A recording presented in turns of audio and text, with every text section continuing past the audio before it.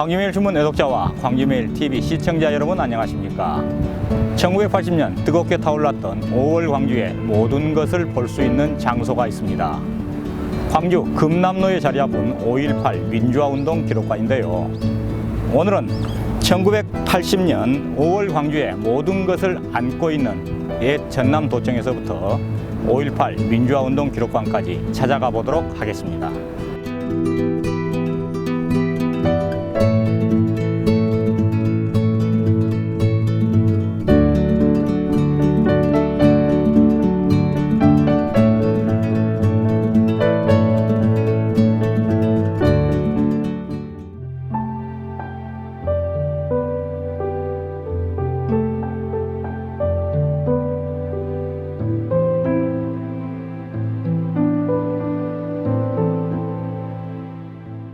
광주영신의 산실이자 현장인 5.18 민주화운동 기록관을 관리하며 광주영신을 지키고 있는 나간채 관장을 만나 5.18 민주화운동 기록관의 이모저모를 들어보는 자리를 마련하였습니다.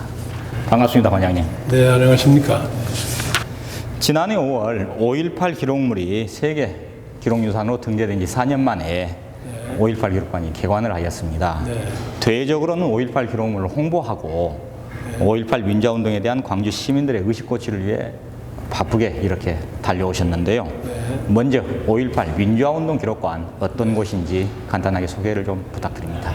이 5.18 기록관은 5.18에 관한 기록물을 발굴하고 수집하고 그걸 정리하고 보존하는 기관, 더 나아가서는 그 보존된 기록물을 활용하는 기관인 것입니다. 그런데 이 기록관이 건립된 데에는 특별하고도 중요한 역사적인 배경이 있습니다. 그것은 2011년 유엔 산하기관인 유네스코, 즉 유엔 교육과학문화전문기관이 우리 광주의 5.18 기록물을 인류가 보존해야 할 소중한 문화유산으로 규정하는 것을 기념하기 위해서 설립한 기관인 것입니다. 이 5.18 기록물이 세계의 이 기록유산으로 이렇게 규정됨으로써 이제 5.18은 우리 한국의 역사뿐만 아니라 세계사의 역사에서 중요한 문화자산의 이상을 갖게 되는 것이고, 그래서 지금까지 이 5.18을 전국화하고자 하는 많은 노력들이 있어 왔지만은 이를 통해서 5.18은 이제 세계사의 중심에 위치할 수 있는 명예로운 계기가 됐던 것이라고 말할 수 있습니다. 관장님께서는 대학에서 후학을 가르치시다가 정년을 하시고 5.18 기록관장 초대 관장으로 이렇게 취임을 하셨는데요. 취임 이후 지금까지 어떤 활동을 해오셨는지 궁금합니다. 작년 8월에 부임한 이후 이제 약 반년이 지났습니다.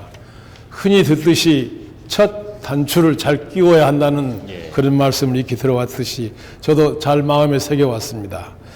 그래서 첫 번째로 이 기록관을 맡아서 관심 있게 했던 일은 시민 대토론회입니다. 시민 여러분들의 뜻을 모아서 기록관에 대한 시민들의 기대를 충실히 이렇게 반영하고 수행하고자 하는 그런 뜻에서였지요. 그래서 거기에서 중요한 의미들이 많이 이렇게 과제들이 발굴됐습니다. 두 가지입니다. 첫째는 이 5.18 그 기록물에 대한 철저한 보존, 관리, 활용의 문제입니다. 두 번째는 이 기록물들을 가지고 시민들과 함께 생활화하고 이것을 세계적으로 널리 공유함으로써 이 5.18 기록물이 전 인류의 자산으로서 갖는 그 값을 더욱더 비중 있고 무게 있게 발전시키고자 하는 그런 뜻이었습니다. 구체적으로 말을 하자면은 그 더 나아가서는 우리가 달빛 동맹으로 널리 알려진 달굿벌, 대구와 이 빛거울, 광주 간의 그 상생 협력 사업이 있지 않겠습니까? 대구에서도 우리 광주의 뒤를 이어서 대구의 그 국채 보상 운동을 세계 기록유산으로 등재하려고 하는 노력을 하고 있습니다. 그래서 그분들이 광주에 와서 이 광주의 그 기록유산 등재 경험을 이렇게 학습하고자 하는 뜻이 있다고 해서 그분들을 초청해가지고 지난번에는 한번 그 학술 행사를 개최한 적이 있어서 그때 대구에서 많은 그 원로분들께서 오셔가지고 광주의 5.18 기록관을 공유한 바가 있습니다. 예. 한 가지 더 추가한다면은 우리들은 지금까지의 광주 5.18 기록물들 가운데서 특히 이 시민들의 5.18에 대한 기억, 그래서 일반 시민들의 그 5.18에 대한 경험들을 소중하게 간직해서 그분들을 모셔서 대화 마당을 함으로써 시민과 가장 가까이 접근할 수 있고 시민과 함께하는 그런 5.18 기록관으로의 모습을 발전시켜 나가려고 합니다. 네, 아이고, 말씀 잘 들었습니다. 그러면은 안에 들어가셔서 더 자세한 말씀 듣도록 하겠습니다. 자, 들어가시죠. 그러시죠. 네.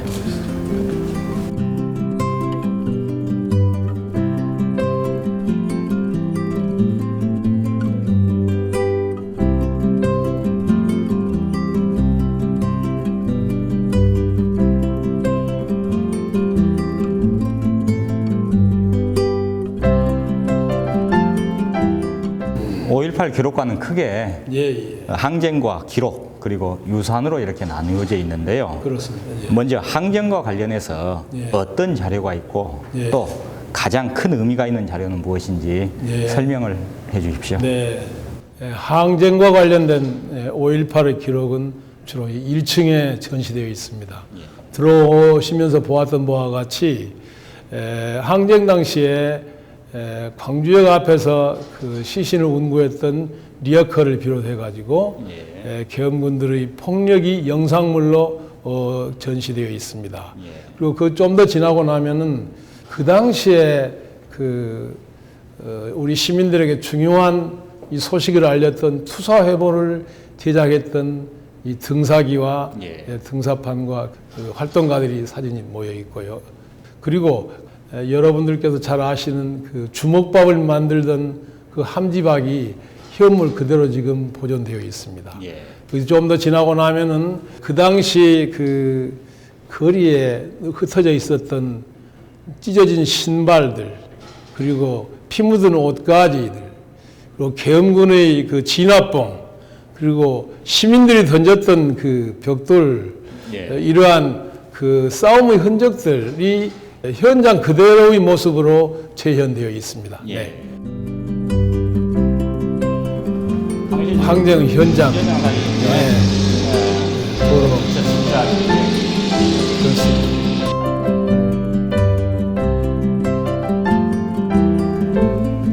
얘가 지금 남아메리카에 있는데 여러 나라의 그 민주화 운동에 관한 기록 유산입니다.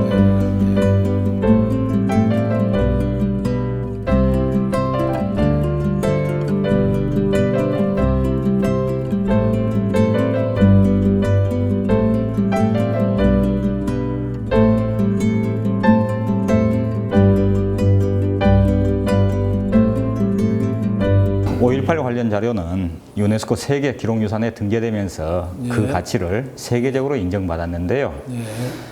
등재 과정이나 등재물의 의미 등을 설명해 주십시오. 유네스코 세계 기록유산은 1992년에 유네스코에서 처음으로 시작되었던 것입니다. 근데 이 기록유산이 처음에 시작된 후로 한국에서는 1997년에 훈민정음, 조선 왕조실록 등이 등재되기 시작했었습니다. 이 등재의 과정을 보자면은 유네스코 산하에 있는 전문가로 구성된 심의위원회가 있습니다. 그 심의위원회에는 또 현지 실사까지 포함하는 현장 전문가의 그 현지 조사도 포함되어 있습니다. 광주에서도 그와 같은 현지 실사 조사단이 와서 현장을 직접 확인하고 관찰하고 검증한 후로 이것이 결정되었던 것입니다. 그러나 광주에서 5.18 기록물이 유네스코 세계 기록유산으로 등재되는 데에는 특별한 과정을 거쳤습니다. 왜냐하면은 광주의 5.18 기록물에 대한 일부의 그 반대 의견도 있었기 때문에 거기에 대해서 우리 광주의 민주 인사들이 적극적인 노력과 헌신적인 그런 그 싸움을 통해서 만체스터 회의에서 2011년 5월 25일에 최종 결정됐습니다. 그 당시에 특히 이 등재 활동의 중심이 됐던 분은 그 그 당시 국회의원으로서 추진위원장을 맡으셨던 김영진 의원, 그리고 실무 업무를 주로 추진했던 안종철 박사, 그리고 홍세현, 그다음에 이덕재 이런 제시들께서 적극적인 노력을 하셨던 것을 우리가 기억해야 할 것입니다. 광주 시민이라면 누구나 5.18에 대해서 특별한 관심과 기억을 갖고 있습니다. 기록관에서 5.18 민주화운동의 역사, 문화적 가치를 위해서 어떠한 기록물을 보유, 관리하고 계시는지요?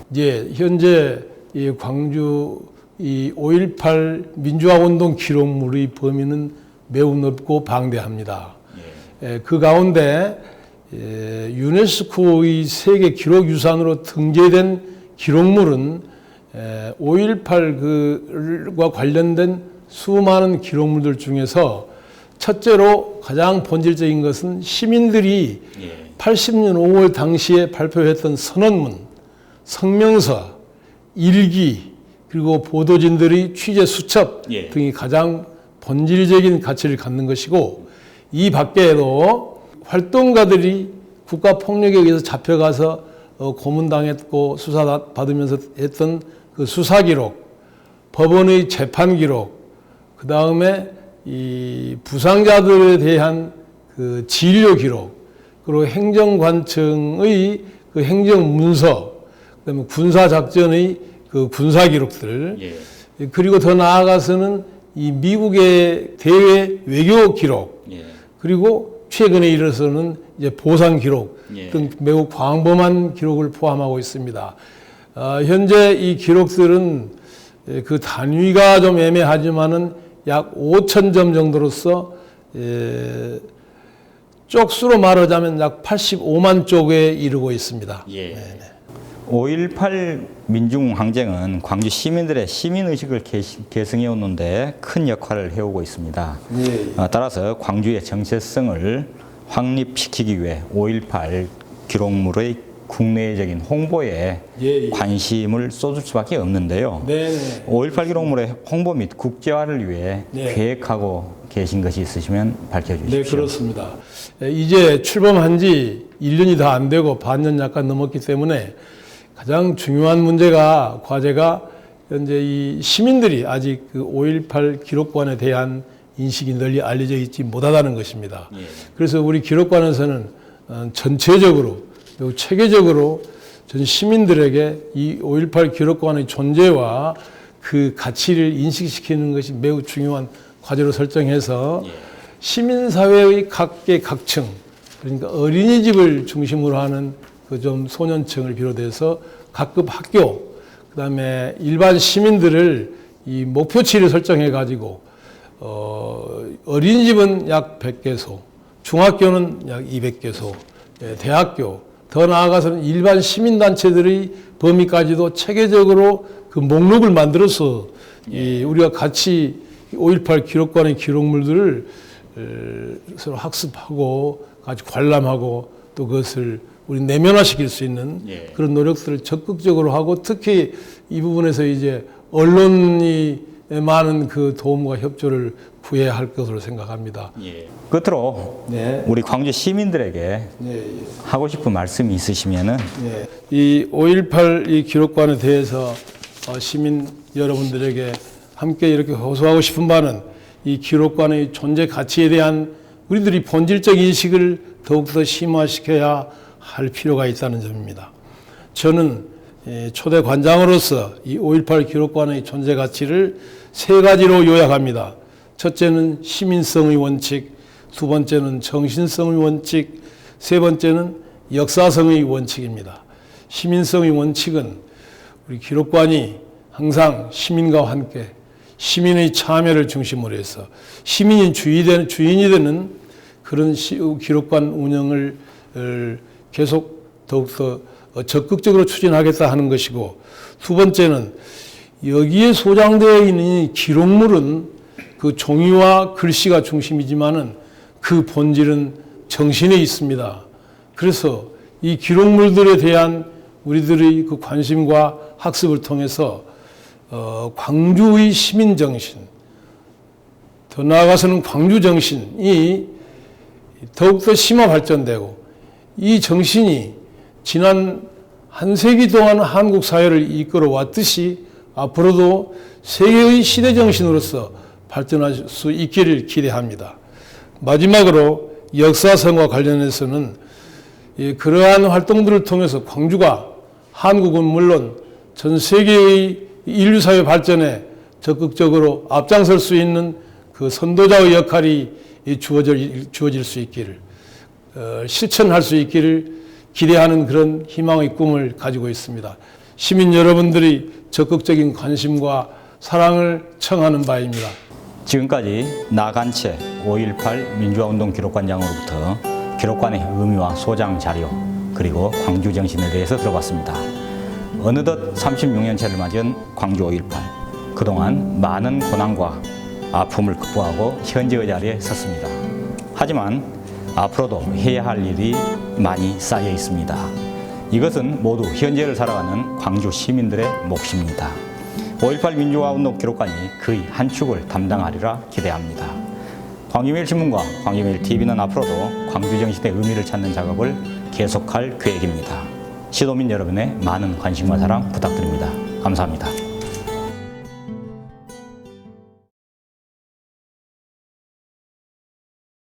thank you